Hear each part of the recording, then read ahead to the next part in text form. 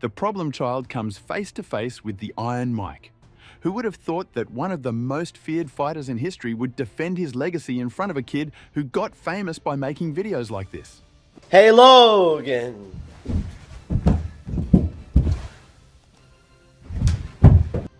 Mike Tyson carries the legacy of being one of, if not the most vicious fighters in history, and to even imagine him fighting Jake Paul is wrong. Well, the fight's finally happening. But how did we get here? Let me tell you the full story of Jake Paul versus Mike Tyson, the feud no one saw coming. What is bringing you back? Is it kind of like the last Rocky movie and you got stuff in the basement, you need to get it out? I have a weird personality. Whatever I'm afraid to do, I do it. I was afraid for the Roy fight. I was scared to fight again. I was 100 pounds overweight. I was 54, 53. But as the fight gets closer, the less nervous I become because it's reality. And in reality, I'm invincible. The problem child starts the feud. You see him look down, and he feinted with the jab and came with the right hand. So there was nuance to what he did. Power punch, it has been for him. Oh, and you know what he did? He looked to the body like he was going to throw something there, and it... The Paul brothers are one of the most loved and hated people on the internet. The polarity of their fame is unforeseen, but one thing is for sure, both of them are hella popular. No matter what they do, is sure to turn some heads. And let's just say Jake's fight with Mike Tyson is the biggest headline of his life. A regular kid who wanted to make a career in football had his life turned upside down when his father gave him a camera. The camera was meant for them to record their football matches and improve their game. But Jake Paul had other plans. He started making YouTube videos with his brother Logan Paul, where they would do silly things online. What started with them screaming on the camera for some views turned into the internet sensation they are overnight, all thanks to Vine. You see, a new platform released in 2013 took the internet by storm, which was nothing short of today's TikTok. You could post short 6 seconds videos on Vine, and safe to say, the platform was made for the Paul brothers. They became an overnight hit, and the 16-year-old Jake Paul became the problem child we all know today. He was a millionaire by the time he turned 17, and Jake Paul was a name every teenager knew. His vlogs, vines, and somewhat annoying YouTube videos were everywhere. But Jake had a hunger for more. He had everything he needed, but still wanted more. That's when he turned to Hollywood, and after a few auditions, he got a show on Disney. This added to his buzz even more. An internet sensation turned actor.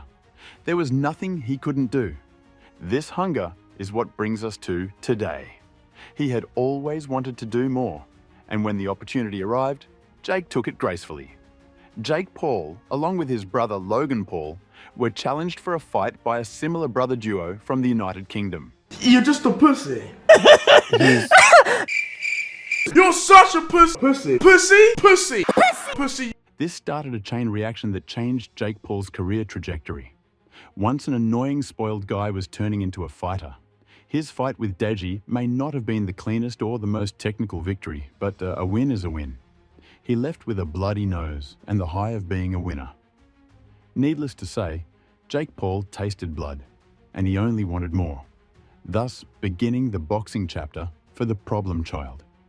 He started issuing challenges to other influencers, with his second fight being with Anderson Jib, which ended with a knockout in the very first round. Again, his ego was steaming, and Jake believed he had found his calling. With each new opponent, he challenged bigger and better sportsmen. From NBA stars to Olympic athletes, he wanted more. But according to many critics, Jake Paul really received their respect after beating Tyler Woodley, a 5-time UFC champion. He had made a name for himself in the industry as a boxer and shut down those who called his skills a gimmick. As of right now, Jake Paul has a respectable record of 10-1, out of which 7 are knockouts. He has only lost against the young boxer Tommy Fury, which he apparently lost due to lack of focus. And I knew I wasn't focused going into the Tommy fight. I was drinking 7 weeks before. Going into the fight? Yeah, I was like, what am I Like drinking doing? or partying? Both. In hindsight, it's so stupid. And that's why I'm saying it out loud, is so that other people could learn from that and not do that. This meant Jake Paul needed the next big name to challenge. And who's a better name to challenge than the greatest players of the sport? Growing up, who was your favorite boxer? Mike Tyson. Mike, right? Fuck yeah. I'm going to be fighting him No way. in July Dude, on Netflix. are you fucking kidding me, Dad? Yeah. He's gonna be the hardest hitting motherfucker you ever fought. I know. Dude, That's right. Jake Paul had the brilliant idea to challenge the deadliest boxer in the world, Mike Tyson. The world was shocked, and rightfully so. The next big thing. Jake Paul likes to create headlines, and by challenging Mike Tyson, he possibly poked the biggest bear in the industry. And what do you know? The bear accepted the challenge. The internet lost it. 58-year-old Mike Tyson was ready to fight 27-year-old Jake Paul. Everyone on the internet had all kinds of ideas. Even people like Joe Rogan believed that Jake might have bit more than he could chew. The fight is now officially sanctioned by the Texas Department of Regulations, so this is the real deal. Even though it was delayed, the fight records will be reflected on the professional boxing careers of Jake Paul and Mike Tyson, so you know this is real. The fuel to the fire. And what is a good fight without good publicity? After all, we're talking about Mike Tyson's comeback to the ring. And hey, it's Jake Paul running the show. That guy is all about the cameras. His promotion company, Most Valuable Promotions, is behind the whole project, scheduling, and even organizing the fight. So, you know, there has to be good publicity. The fight will be live streamed on Netflix, and they also made a show about it on the service. There also have been a few interview sessions where both corners have shown their share of aggression and rage. Like when the interviewer asked Mike Tyson what would happen if he lost the fight. I'm not gonna lose. But you say that in the last minute of the second. I am not countdown. gonna lose. Did you hear what I said? Thank you. Or when Jake Paul made fun of Tyson's injuries that caused the delays. Yeah, you had to go on your little menopause break and postpone the fight. So yeah, I was ready before. You needed a little break. Your tummy hurt? Your tummy hurt still?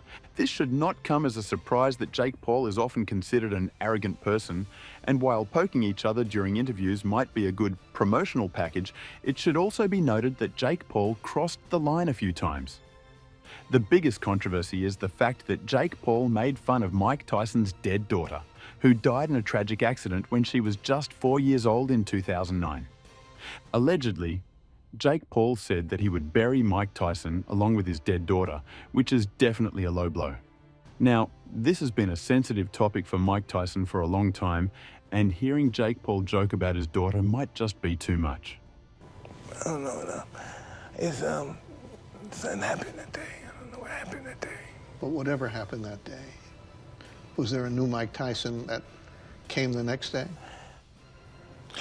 No, I did some cocaine for a week. I had to get high. I had to back then. I had to get high. I couldn't handle it at all. This might just be the reason why Mike Tyson slapped Jake Paul during the weigh-ins.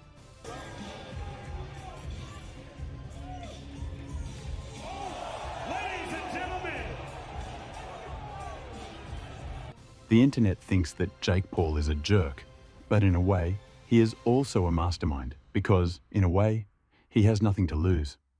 Think about it. If Jake loses, he gets to play it off by saying that he lost to the best of all time. But if he beats Mike Tyson, even by a fluke, he gets to laugh at his legacy. The brand, the fear, the rage that was built by Iron Mike, Jake Paul gets to negate everything, which might be a masterstroke if you think about it. And no matter if he wins or loses, he will make a ton of money, and the press is always a blessing. After all, the fight is supposed to pay them amazingly, where the winner will get about $40 million, not to mention the millions of dollars worth of bets. So, this showdown is going to print a ton of money. Which side are you on? Do you think Tyson is going to win, or is Jake Paul going to take home the money? Let us know in the comments. This is it for today's video. Thanks for watching, and we will see you in the next one.